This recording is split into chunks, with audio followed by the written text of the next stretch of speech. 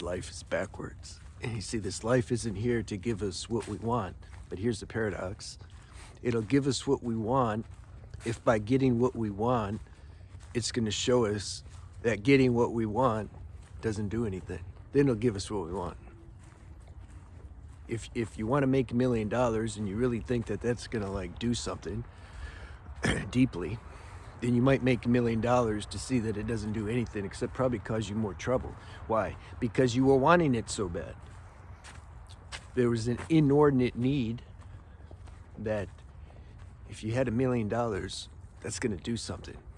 So the universe says, okay, let's hook them up with $1 million. And you might enjoy for a second, but that's like with everything, you know, then it fizzles out. Now somebody else, somehow they know inside. They may not be aware of it, might be too subtle. They may know, like, you know what, being rich isn't gonna do anything really for me.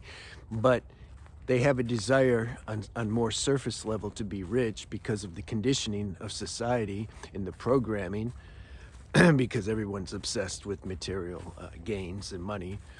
So they pursue money. They want $1 million too, but they can't get $1 million. Why? Because they already know. They already know. So the universe is like, we have no reason to hook them up with $1 million because it's like, what's the point? They already know. It's just a matter of that realization becoming more conscious.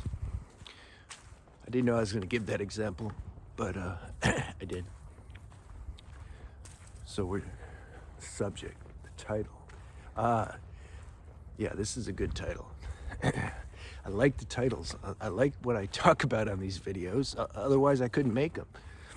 And so I don't know who likes them more, me making them or the ones that also like them, that watch them. There's probably a nice balance between that. We both like them. And those are the people I'm talking to, only those. God will, or life will give us, sometimes life will put in us this feeling to go get something, something that, let's make it more dramatic, something that looks very noble. You want to help, you know, you got this desire to like help, whatever form that takes, help the world, help the person, help society, help the animals, something. And then you can't fulfill it. It's like God's giving breadcrumbs. He says, here, follow this trail. And you're like, yeah, this is a good trail because like I'm doing God's work. You are.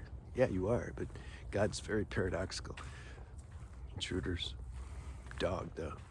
If they have a dog, I'm cool. This might be I think I ran into him before. I think he's a cool person. We'll find out in a second.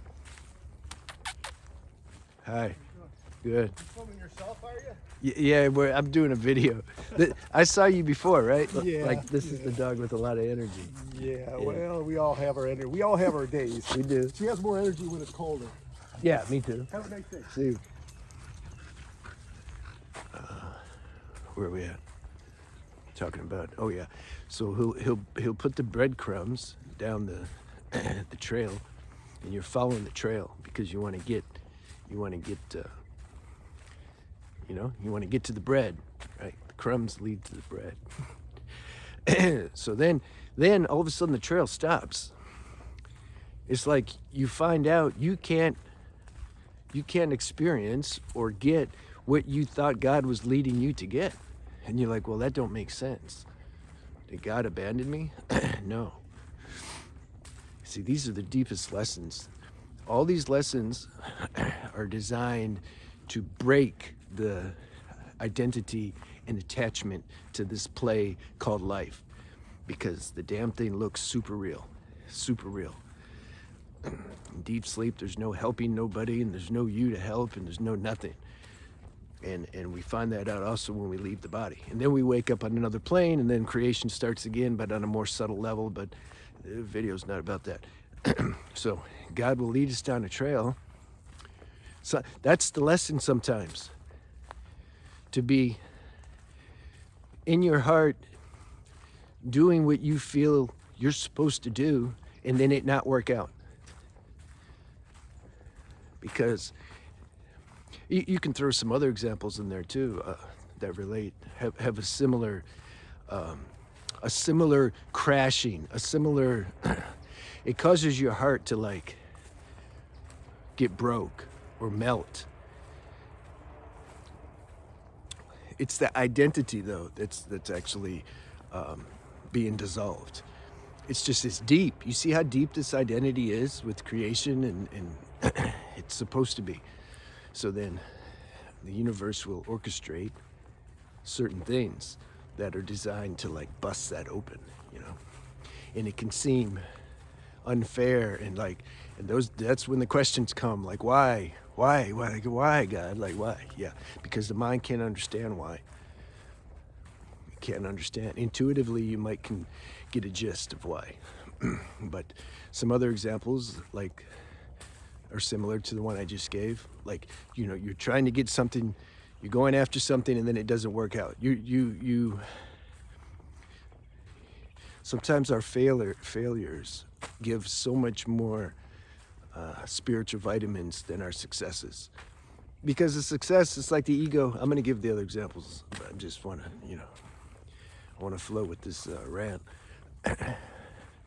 When you succeed in something, it's easy for the ego subconsciously to take credit for that. It's like, yeah, I worked real hard. I went after it. I dedicated myself. I put in the work. And then I got it. Manifested it. That's not going to break identity. It creates a stronger identity. Then you start thinking you can do anything and conquer anything. I just put my mind to it. You see?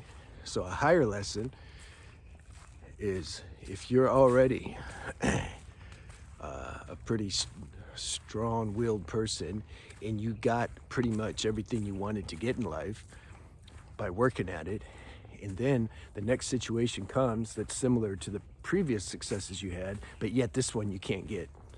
That causes a surrender and a realization that, like, wait a minute, I'm okay anyway. If I get this, if I didn't get this, like, what difference does it make? Succeed, failure, they're concepts. They're not, it's still part of the show. See how that breaks identity when you have that realization? So a couple other examples that can be life-crushing and surrender-provoking is like when your love relationship ends with somebody, or they die or something. You know, heartbreaking, deep stuff, that. And or a loved one, yeah, a family member dies, or somebody, your friend, or it just, it like shocks you to the core.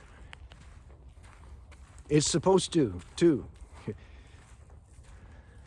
We spend too much time, the average person, trying to figure out how to not be affected by life rather than like accepting the game that we're in and how it works. The fact that we have an emotional body and a mental body, and then the physical body is like the ground for the emotional and mental body to get played out on. Yeah, we're gonna have all those experiences, high and low and peaceful and, you know, restless, etc. Like, yeah, things are too backwards in especially the Western world. The East, or the third world countries, they accept life, man. They're more chill. You know, like my mom, she's not thinking anything about spirituality. And she's more spiritual than, without even knowing about the word. She pushes my neighbor's garbage can up to their house after the garbage man comes and gets the garbage. And she uses a walker to do it. And she don't think nothing. She's not thinking, oh, I'm being spiritual. God's gonna hook me up. No. You see, that's organic. And nowadays because technological world, like, we're trying to beat the system. We're trying to beat the cosmic system that we're in. You can't like beat it. Like, how are you gonna beat it?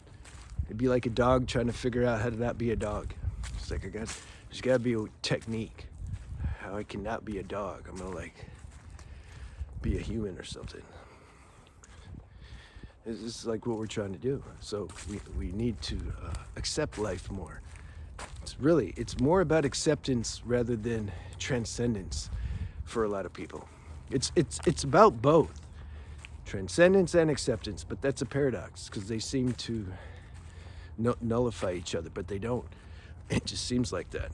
But in this time and age, we're way too focused, man, on like trying to get somewhere or trying to be somebody or claim something that we don't really have yet in consciousness, and then compare and measure and deny.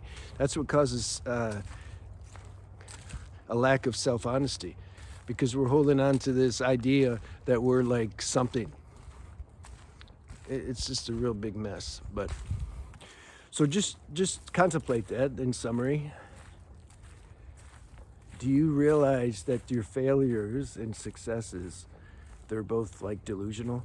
That doesn't mean that you don't continue to pursue things that the life force is motivating you to pursue either. You see what I mean? It's not either or. It's everything's all. But are you attached? You can see this in the YouTube. Because when you start a channel, the algorithm will promote your video for a little while at the beginning, just to kind of throw you out there, you know? And so then the people think like, wow, I'm gonna be the next YouTube star. And then then it's like, you know, it's like an animal when it has a baby, it like takes care of the baby, like the bird takes care of the baby bird, but then it just leaves it after a while. It's like, okay, you gotta take care of yourself now. And it's like the algorithm does that with the channels, I've noticed. So the people think, wow, I'm gonna be a big star. They get attached to the seeming success, and then the algorithm just stops. It's like, okay, let's let the people who are following you see if they're gonna still watch you if I don't like send them your impression on their home screen. See, those are the people I want. Those that have to wait for the algorithm to send you a video of mine, that means like you're not really into it. If you're into somebody, you're going to check, like, okay, that's what I did. Back when I was into one or two people, I would just see if they like uploaded a video. So I feel like the algorithm does that, and then the people, their views go way down. Why? Because like you never had anybody to begin with. They watch everybody. The average person watches everybody. They just watch anything because they're dopamine addicts. You know? Do we go off? That ties into something, don't it? Oh, success and failure. Yeah, are you attached to your success? Check yourself. If you're being successful right now with something, are you attached to that? Are you like identified with that? And if you're seemingly failing at something, you're trying really hard and, you know, damn it, why can't I get this, you know? Are you like attached to like what you're doing? Somebody left a good comment. He says he realized that the destination is the journey, something like that. I'm like, yeah, that's paradoxical. There you go. That's what it is. There's no destination. It's just the constant journey and eternal journey. The more you make peace with that and understand that, yeah, then you chill. Then you enjoy some successes. Okay, yeah, but you're not attached to it. Then if there's a failure, you're like, okay, it sucks a little bit, but you know, whatever. There's successes behind the failures, and there's failures behind the successes. Like you realize that principle. Like this is how the life is. So then you're like, okay, it's cool. All right, I'll leave you with that. I'll see you.